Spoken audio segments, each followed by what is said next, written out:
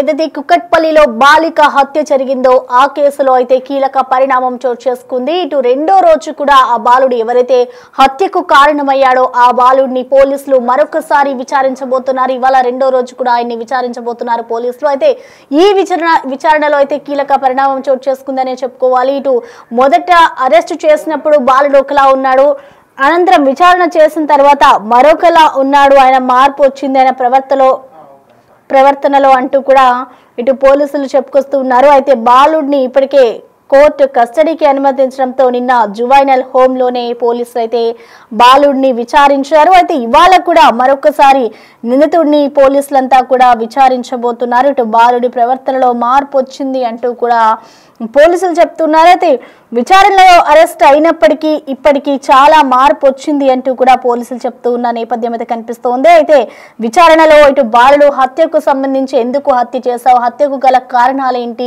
అనేది కూడా బాలుడి నుంచి వివరణ రాబట్టే ప్రయత్నం చేయగా ఆ బాలుడు చెప్పిన విషయాలు చూస్తే ఇటు మనం బ్యాట్ కోసమే నేను హత్య చేశాను అంటూ కూడా మరొకసారి బాలుడు చెప్పుకొస్తున్నాడు. అయితే మొదటి నుంచి కూడా ఆయన ఒకటే మాట చెప్తున్నాడు, నేను ఇంట్లోకి వాళ్ళతో ఆడుకుంటూ ఉంటాను, ఆడుకున్న సమయంలో నాకు ఆ బ్యాట్ నచ్చింది, ఆ బ్యాట్ కోసమే నేను ఆ బాలికను చంపాను అంటూ కూడా మరొకసారి ఆ బాలుడైతే చెప్పుకొస్తున్న మాటలు మనం చూస్తున్నాం. సో మొత్తానికి ఈ కేసుకు సంబంధించి కూడా కీలక పరిణామం చోటు చేస్తుందని చెప్పుకోవాలి. ఇటు జువైనల్ హోమ్ లోనే బాలుడికి సైక్రాటిక్ ట్రీట్మెంట్ కూడా ఇస్తూ ఉన్నారు. అయితే బాలుడిపై మర్డర్ కేసుతో పాటు ఇప్పటికే ఎస్సీ ఎస్టీ అట్రాసిటీ కేసులు కూడా పోలీసులు నమోదు చేయనున్నట్లుగా కూడా తెలుస్తోంది. సో ప్రెజెంట్ చూసుకుంటే ఇటు బాలుడు హత్యకు సంబంధించి ఆయన అంగీకరించారు కాబట్టి దానికి సంబంధించిన రీజన్స్, అలాగే ఆయన ఎందుకు అలా ప్రవర్తించాడు అనే దానికి సంబంధించి కూడా ఇప్పటికే జువైనల్ హోమ్ లోనే బాలుడికి సైకియాట్రిక్ ట్రీట్మెంట్ కూడా ఇప్పిస్తూ ఉన్నారు. అయితే రెండో రోజు కూడా ఆ బాలుడిని విచారించారు. సో విచారించిన అనంతరం కూడా ఆయన ఒకటే మాట చెప్తున్నాడు, కేవలం నేను బ్యాట్ కోసమే హత్య చేశాను, నేను మారాను అంటూ కూడా చెప్తున్నారు. అంటే పోలీసులే చెప్తున్నారు, అంటే మొదటగా ఆయన అరెస్ట్ చేసినప్పుడు బాలుడు బిహేవియర్, అలాగే అనంతరం ఇన్ని రోజులు కూడా హోమ్ లో ఉన్న అనంతరం పోలీసుల కస్టడీలో కోర్టు కస్టడీకి కోరింది కాబట్టి కస్టడీలో ఉన్న తర్వాత బిహేవియర్ రెండింటినీ కూడా గమనించి బాలుడి ప్రవర్తనలో కొంచెం మార్పు వచ్చింది అంటూ కూడా పోలీసులు చెప్తున్నారు. మరి చూడాలి, ఇటు సహస్ర హత్య కేసుకు సంబంధించిన కీలక పరిణామం చోటు చేసుకుందనే చెప్పుకోవాలి. దీనికి సంబంధించి ఎవరు చంపారు ఏంటి అనేది కూడా గతంలో ఒక 2-3 రోజుల వరకు కూడా సహస్ర మర్డర్ కేసు ఒక మిస్టరీగానే మారింది. ముందుగా తల్లిదండ్రులు అనుకున్నారు, ఆ తర్వాత ఎవరు చంపారు ఎక్కడా చిక్కకుండా, అసలు సీసీ కెమెరాస్ కి కూడా చిక్కకుండా ఇంత పగడ్బందీగా ఆ బాలుడు ప్లాన్ చేశాడంటే వాడి మైండ్ ఏ విధంగా ఉంటుందో, ఇంత చిన్న ఏజ్ లోనే ఆ విధంగా తయారయ్యాడంటే దానికి కారణం ఎవరు అనే దానిపై కూడా ఇప్పటికే పోలీసులు ఫోకస్ చేసి ఆ కోణంలోనే ఇటు ఆ పిల్లవాడి మైండ్ సెట్ ని మార్చేందుకు కూడా పోలీసులంతా ఇటు ఒక జువైనల్ హోమ్ కి తరలించి అతని మీద కొన్ని కేసులు నమోదు చేసి, మరి ఎందుకంటే ఆయన మైనర్ బాలుడు కాబట్టి ట్రీట్మెంట్ కి సంబంధించి సైకాట్రిక్ ట్రీట్మెంట్ ఇప్పించి మరి అతని నుంచి అన్ని ఆన్సర్స్ రాబట్టే ప్రయత్నం చేశారు. సో ఈ నేపథ్యంలోనే ఆయన ఒక ఆన్సర్ ఇచ్చినట్టుగా తెలుస్తోంది, నేను కేవలం బ్యాట్ కోసమే ఆ యువతిని ఆ బాలికని చంపేశాను అంటూ కూడా నేరాన్ని అంగీకరించాడు బాలుడు. సో అప్పుడు ఏ విధంగా ఉన్నాడు, ఇప్పుడు ఏ విధంగా ఉన్నాడు అనేది కూడా పోలీసులు వెల్లడిస్తున్నారు. అయితే ఇవాళ కూడా మరొకసారి ఆ బాలుడిని పోలీసులు అయితే విచారించబోతున్నారు. జువైనల్ హోమ్ లో ఎక్కడైతే ఆ బాలుడిని ఉంచారో అక్కడే ఇవాళ కూడా అతన్ని విచారించబోతున్నారు.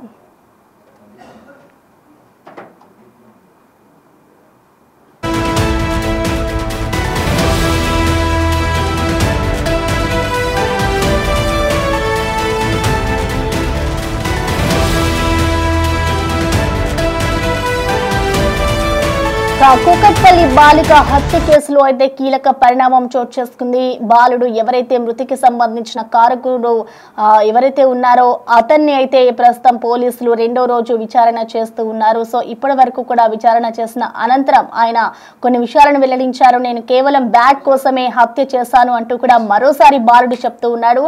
సో ఇవాళ ఈ మరొకసారి విచారించిన అనంతరం బాలుడు ఏం చెప్తాడు అనేది కూడా వేచి చూడాలి. అయితే జువైనల్ హోమ్ లోనే బాలుడికి ప్రెజెంట్ ప్రెసెంట్ సైకియాట్రిక్ ట్రీట్మెంట్ ఇస్తూ ఉన్నారు. సో ఈ నేపథ్యంలోనే బాలుడిపై ఇటు ఎస్సీ ఎస్టీ అట్రాసిటీ కేసులు కూడా నమోదు చేయబోతున్నారు పోలీసులు. అయితే అంతకు ముందు మనం చూసుకుంటే బాలుడు అరెస్ట్ అయినప్పుడు ఏ విధంగా ఉన్నాడు, ఆ తర్వాత ఇటు జువైనల్ హోమ్ కి తరలించిన అనంతరం కస్టడీలో ఉన్నప్పుడు ఏ విధంగా ఉన్నారు, రెండింటిని కూడా బిహేవియర్ చూస్తే బాలుడు ప్రవర్తనలో కొంత మార్పు వచ్చింది అంటూ కూడా పోలీసులు చెప్తున్న పరిస్థితి అయితే కనిపిస్తోంది. సో మొత్తంగా చూస్తుంటే ఒక చిన్న పిల్లవాడు ఇంత క్రూరంగా అంటే దాదాపు 20కి పైనే కత్తిపోట్లు పొడిచి మరి చంపాడు అంటే అది అందరినీ ఆశ్చర్య కలిగించిన అంశం అనే చెప్పుకోవాలి. అసలు ఈ హత్యకు సంబంధించి 2-3 రోజుల వరకు కూడా మిస్టరీ వీడలేదు. అసలు ఎవరు చంపారు, అంత చిన్న పిల్లని చంపవలసిన అవసరం ఎవరికి ఉంది, అలాగే కుటుంబ కలహాలు ఏమైనా కారణాలు ఉన్నాయా అనే కోణంలో కూడా పోలీసులు దర్యాప్తు చేశారు. చుట్టుపక్కల వారిని కానివచ్చు, అదే అపార్ట్మెంట్ లో ఎవరైతే నివాసం ఉంటున్నారో వాళ్ళందరినీ కూడా విచారించిన పరిస్థితి కనిపించింది. సో అప్పుడు కూడా పోలీసులకి ఎటువంటి క్లూస్ కూడా దొరకలేదు.